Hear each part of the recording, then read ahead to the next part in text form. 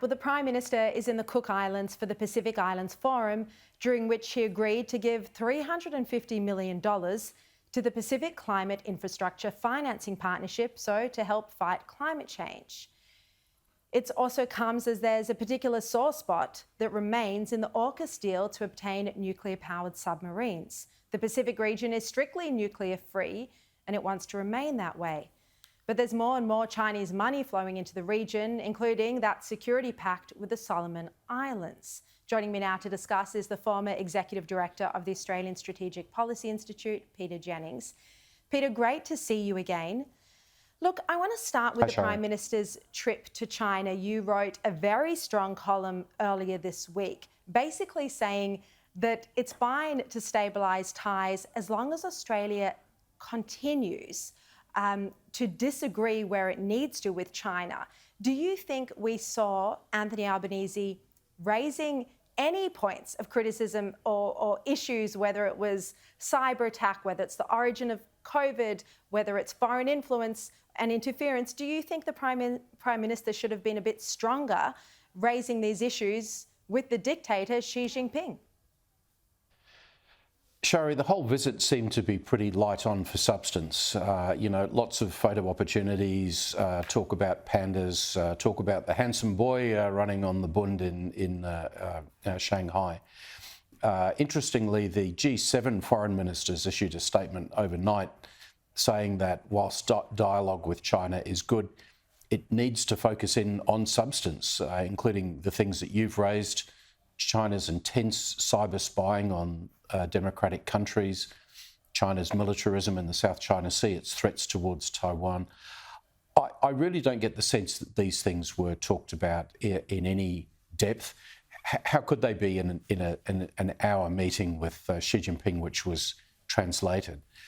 And so while the Prime Minister said, yeah, he touched on a number of issues to do with human rights, for example, I don't believe any substantial discussion took place. And here's a problem. A lot of people have said, well, it's great that we're back talking with China. But I guess my point would be, if we can never get into a place where we can have serious exchange in detail on these big strategic issues, it's not really going to advance our interests very far.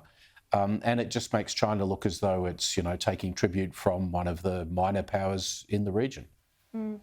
Look, the Pacific Islands Forum in the Cook Islands at the minute, New Zealand hasn't attended, PNG hasn't attended, many other places, leaders, PNG, I think Solomon Islands also hasn't attended. We have.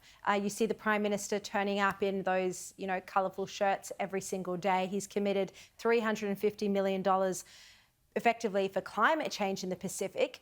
Do you think this is the best use of the money, and how do you think Australians will react to it, given we are in a very serious cost of living crisis and interest rates just went up for the 30th time this week? I think there will be a lot of eye-rolling domestically about it. Sharri, I accept that Australia's got a serious job of work to do building relations with Pacific Island countries, and that takes money. I think practical cooperation is necessary.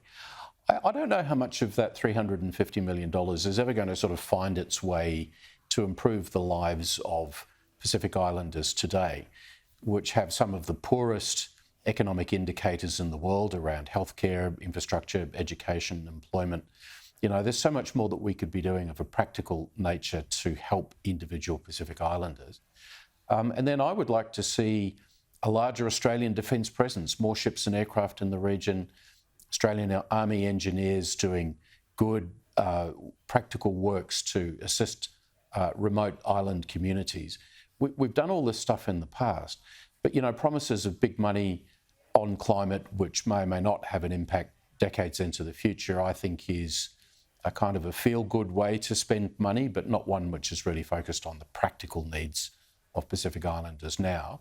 And Australians might be a bit cynical about that, given how hard the cost of living issues are for so many people in our own country.